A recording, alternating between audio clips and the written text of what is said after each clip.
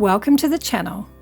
Today, you and I are going to investigate the incredible story of a group of ghost Roman soldiers that marched through a freezing cellar in York in 1953. It's a famous story, especially in the UK, but we're going to look at some of the lesser known facts about this incredible encounter and its aftermath. The story will take us back to the founding of the Roman fortress in York in AD 71, as well as archaeological digs at York Minster and Hadrian's Wall. We're also going to look at theories such as time slips and the stone tape idea that attempts to explain what might have happened, as well as reasons this encounter has held up in the face of skepticism. I've always been fascinated by all things Roman and paranormal, and I've never forgotten first hearing about this encounter, probably 15 years ago now. Stories like these are so fascinating because they make us seek scientific explanations, and when they seem inadequate, they make us question our very reality. The story begins on a typically chilly February day in 1953 in York, which is in the county of Yorkshire in northern England. Harry Martindale is a plumber's apprentice, new to the job, and is just 18 years old. Following orders from his boss, he's been working in the cellar of one of the most historic houses in York, the Treasurer's House. This extraordinary house had been built as the residence of the York Minsters, with parts of it dating back to the 12th century. By the 1950s, the house was the property of the National Trust. We'll look at the house and its surroundings in more detail later in the video. As with many of the grand houses in the UK, it needed a lot of upkeep, and Harry was in the cellar alone, knocking a hole in the vaulted ceiling to install new heating pipes. The rest of the heating engineers and plumbers were busy upstairs. For Harry, it is day 2 of working down in the cellar by himself on the morning of February 22nd. There is one single light source coming from a light in the ceiling above him.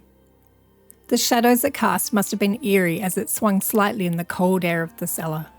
He's using relatively basic tools for the job of chiselling through the thick ceiling, and he had a short ladder that he had placed on a nice flat part of the cellar floor. This area was slightly different from the rest of the floor, as it had been excavated and he thought it looked old. But he wasn't interested in it, he didn't want to investigate anymore, he had a job to do. He began working at the ceiling again when he suddenly experienced something that would change his life. Here he is telling it in his own words. Just before lunchtime, I started to hear the sound of a musical note. There was no tune, just a blaring of a note. And I thought, well, someone had a wireless on in another part of the building. And the sound got louder and louder, and I realised at the same time the sound was actually coming from the wall here. And when I realised this, I just glanced down in line with my waist on the right-hand side here, and I saw that a figure had come out of the wall. What I was looking at was the top of a helmet with the plumes on. Now, I knew whatever it was shouldn't have been here in the cellar with me, and through the shock and the terror of seeing this, I just stepped back off the ladder, landed on my backside, and then scrambled into the corner of the cellar there. When I looked at the figure, it was almost a complete figure of a Roman soldier. He came out of the wall, walked at a slight angle towards the wall opposite, and as soon as he cleared the wall, then a horse came out of the wall behind him, with a Roman soldier sat astride it. Now, once the horse had cleared the wall and was going through the wall opposite, then Roman soldiers came out in twos. Now, I was in no fit state to count them as if they were going into the ark, but there were at least 20 of these Roman soldiers appeared here. At this point, an absolutely terrified Harry leaves his tools and runs upstairs. He runs into the curator of the house on his way, who takes one look at him and ominously says, "So you've seen the Roman soldiers then?" Harry is so scared that he makes his way back to where his employee is, in Micklegate, which, as you can see, is about a 15-minute walk from the Treasurer's house. He reports what he's seen to his workmates in Micklegate, but naturally they assume he's either making the story up or might even be drunk. This reaction is something he'll face a lot when retelling the story over the years. Upset, Harry quit his job at the Treasurer's house. Still distressed, he visits his doctor, who signs him off for work for 2 weeks due to shock. When I mentioned earlier that this encounter changed his life, that wasn't just an exaggeration for dramatic effect. He found it very hard to adjust to normal life, and as the weeks turned into months, he realised he couldn't go back to being a plumber, working down in the cold, lonely cellars again. He was eventually fired from his job. His friends and family were worried, and eventually, after a lot of cajoling, he tells a group of his closest friends about the Roman soldiers. He asks them not to tell anyone, so immediately one of them tells his story to a local newspaper.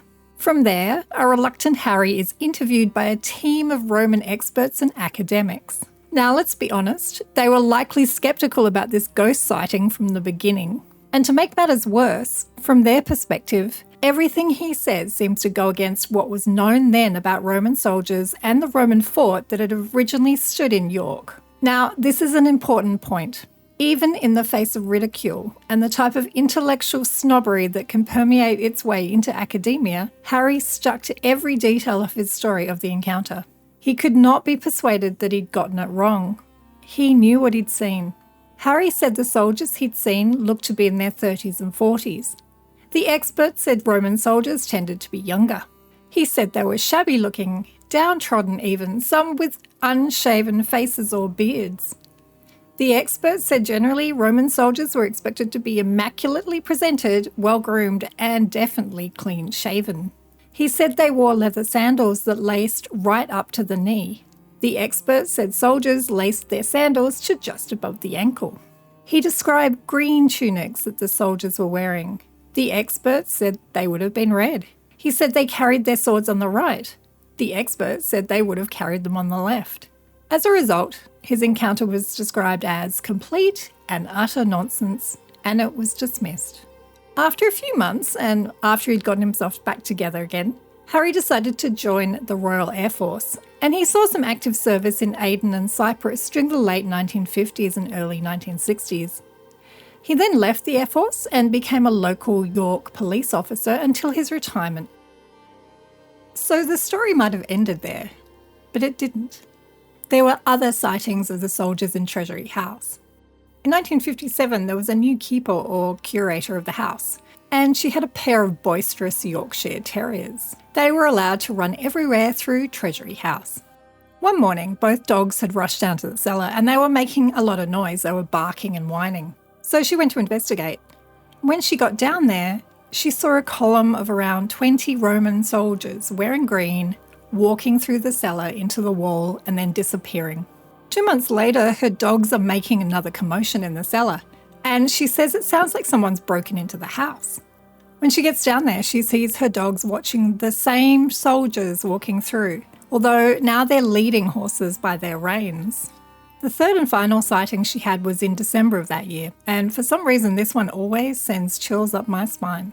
She says the soldiers were actually the same ones she'd seen in her previous sighting, but this time the soldiers are mounted on horses, but they're slumped forward as though they're exhausted or even asleep. It feels to her as though the horses are carrying the soldiers back to their barracks without much human intervention. And of course, in terms of sightings, let's add to the list the curator of the house who Harry had run into that day and who'd said, "You've likely just seen the Roman soldiers." I like the idea that this man who was responsible for the house just went about his daily work for years, all while knowing that he might bump into Roman soldiers at any point. But in that typically stoic north of England manner, he never told anyone. Now, in my opinion, the 1957 sightings are a little problematic because we don't know whether at that stage she'd heard of Harry's encounter through the grapevine. It had been about 4 years after his encounter, and by all accounts, he'd told people about what he saw. Maybe she hears the dogs going crazy and knows strange things happen in the cellar, so she's already nervous and she's primed to see something paranormal. Being cynical, maybe she also knows that ghosts are good for business, and York is, after all, a ghost hotspot. Possibly she embellished weird noises in the house as Roman soldiers, and she had dreams about money-making tea rooms and gift shops. We'll just never know.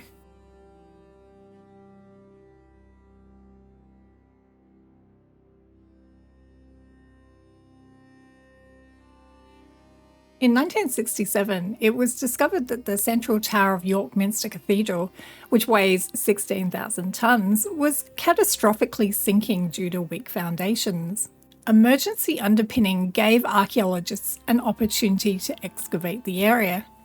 By what was all accounts an absolutely epic effort, by 1969 they had uncovered the remains of the north corner of the headquarters, known as the Principia, of the Roman fort of York. Back then it was known as Arboricum. Suddenly the pieces were starting to fit together. The Treasury House grounds would have been a major part of the military garrison in the fort that lay under the York Minster's foundations. But not only that, later excavations showed that Treasurer's House is located on top of one of the major roads in Arboricum, the Via Decumana, which is located under the present-day Chapter House Street, right where the cellar is. It's almost certain that Roman troops entering and leaving the fort would have travelled on this road, likely via the northeast gate of the fortress, which is now underneath the medieval walls, but it's thought to have remained intact. Now, the military garrison was located where Petergate is today and covered the whole of the site now occupied by York Minster. 2 Roman legions were stationed in York, the 9th Legion from AD 71, and later the 6th Legion, which left York soon after AD 400. So it's important to point out that in 1953, when Harry had his sighting, it was known that York had a Roman history, but they didn't know the detail of it yet. That was to come later. But, amazingly, the story gets even better. An archaeological discovery made at Hadrian's Wall showed that auxiliary troops during the 4th century used round shields, similar in size, shape and description to those seen by Harry. In all likelihood, they also laced their sandals up to their knee, and they also wore green skirts. These were a different type of soldier. They weren't Roman citizens, and they could be from all parts of the Roman Empire. They're an older cohort of men who would serve for at least 25 years, and then would potentially be given better legal status within the empire. Although we know that the only units known to be permanently stationed in the fortress at Arboricum were the 9th and the 6th Legions, there is evidence of training facilities that these auxiliary soldiers would have used in the northeast of York. I'm not going to get into a lot of detail around Roman York. There's a lot of fantastic information on Arboricum, archaeological finds, and the life of Roman soldiers in mainstream media and on YouTube. I've included some links in the description below if you're interested in delving more into the mark the Romans left on Britain. But suffice to say, everything Harry had described in his encounter turned out to be archaeologically accurate. After the influx of the new evidence of the Roman fortress and the appearance of the auxiliary Roman soldiers in Roman Britain, Harry's story suddenly started to gain traction. Keep in mind he hadn't spoken about his encounter except occasionally to close friends and family for almost 20 years. But in the early 1970s, a historian called Richard Felix contacted Harry and persuaded him to talk about his story for a show called The Ghosts of York. It's a fantastic story, and Harry made such a believable witness that it took off, and he was subsequently featured in a number of books and shows, as well as giving tours of the cellar at Treasury House.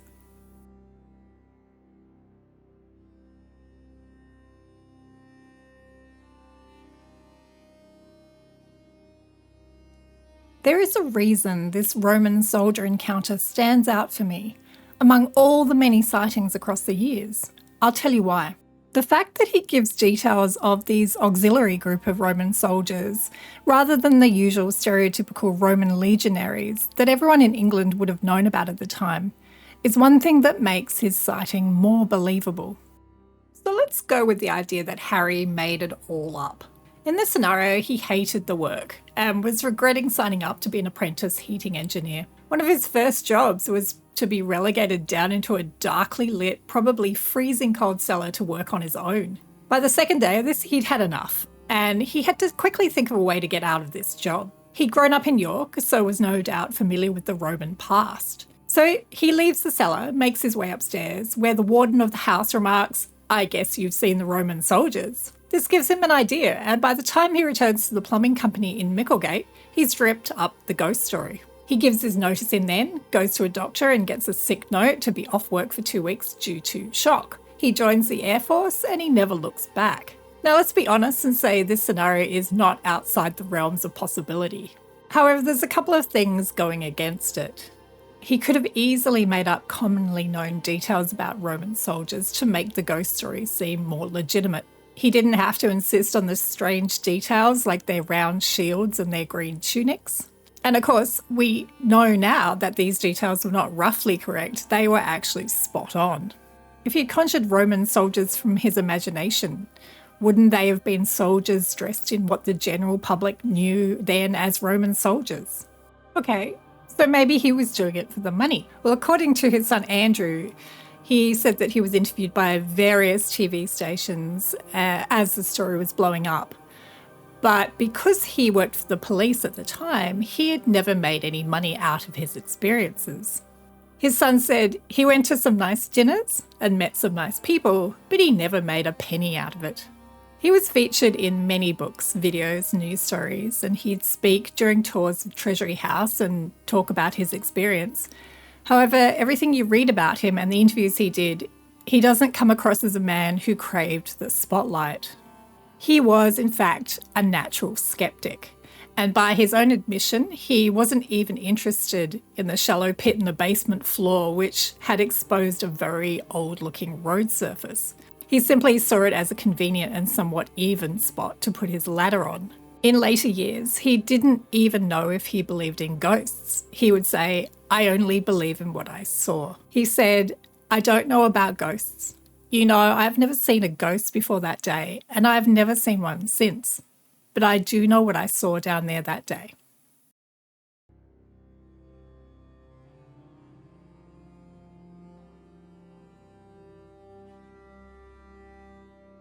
There are, of course, a multitude of other sightings of Roman legionaries in York and across England, which we're not going to go into, as fascinating as they are. Covering all these would turn this into a 5-hour video or even a YouTube series, which I may actually end up doing. Let me know in the comments below if that's something that you think you'd like to watch. But for the time being, we're going to run with the idea that Harry did in fact see something extraordinary that day in 1953. Let's try and explain it. It's really interesting looking at current theories about ghost and paranormal sightings. We've come a long way from the days when people were dismissed outright or just laughed at. Now research seems to have shifted more towards believing people experience something when they have ghost sightings or paranormal encounters, but attempting to explain it as physiological, environmental, or psychological phenomena. Science wants to explain the unexplainable. And just to give you an example of the range of these type of theories, here's some of them. Sleep paralysis, which can lead to terrifying yet entirely natural hallucinations.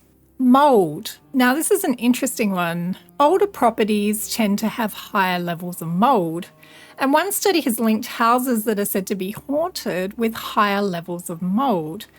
Mould, of course, is known to be able to trigger hallucinations and feelings of uneasiness. Having a predisposition to paranormal encounters. So a pre-existing belief in ghosts can lead some people to have hallucinations, especially when confronted by an unusual or spooky situation, like a dark room. Okay, so now we get into more of the out there theories. The stone tape theory. I personally love this concept. This idea was made popular by a 1972 BBC ghost story called The Stone Tape, and it suggests that the intense emotional or traumatic events can be recorded by physical surroundings like rocks or buildings. These recordings can then be played back under certain conditions, creating what we see as ghostly apparitions. It's not about spirits of the deceased, but rather a form of energetic imprint on the environment. This concept attempts to explain why hauntings often seem tied to specific locations and tend to repeat the same scenarios. Ley lines. Now, ley lines were first proposed by Alfred Watkins in 1921. These are supposed straight alignments of geographical features and ancient sites. While archaeologists dismiss them outright as coincidental, paranormal enthusiasts see them as energy pathways for ghostly activity. Now, this brings us to time slips, which I like to think of as essentially one-way time travel snapshots. You'll have heard of time slips before, but if you haven't, they're basically phenomena where people seemingly travel through time unexpectedly. Bold Street in Liverpool is infamous for such claims. In 1996, for example, an off-duty police officer and a young woman reportedly experienced a time slip to the 1940s or 1950s. They described seeing people in period clothing, a bookshop transforming into an old clothing store, and even a vintage van racing past them. While this concept is popular in books and movies and TV shows, these accounts challenge our understanding of time's linearity. Some parapsychologists and physicists suggest that different time periods might actually overlap, allowing for accidental travel between them. These experiences are often vivid, and they feel real to those who experience them, but they typically can't be corroborated by any others present at the time. Some paranormal investigators have actually theorised that the time slips on Bold Street may be connected to the subway system that's underneath it. They suggest that the subway, which reportedly runs in concentric circles under the street, might create some kind of portal through time in the area. Now, obviously, these claims remain unverified and highly controversial in scientific circles, but the time slip theory actually fits Harry's encounter very well. For example, the soldiers that he saw weren't ghosts as such. They seemed real to him, flesh and blood.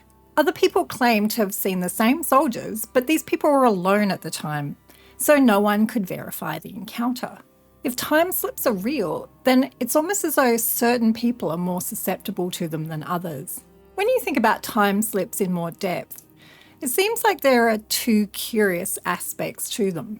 All indications are that they are not two-way occurrences. So that means the people in the past don't seem to see them or interact with them in any way. Harry even said that as he sat in the corner of the cellar and the soldiers marched past him, he felt as though all they'd have to do was look down and they'd see him. He actually felt fearful that they might hurt him, but they showed no sign of seeing him. The other really interesting aspect is that from all accounts, people who experience these rarely find themselves in the future. They're more commonly flung into the past. There are a few reported cases of people visiting the future briefly, but these are nowhere near as common as being sent into the past. I feel as though I've only scratched the surface covering these theories, and that there's way more about this phenomenon that could be researched. We've looked at a number of the commonly held and most popular theories to explain what Harry might have experienced. But what if we're wrong? What if there are other possible explanations or things that people haven't really thought of? Maybe you have your own ideas. And if you do, head down below and leave a comment and tell us what you think is really going on here.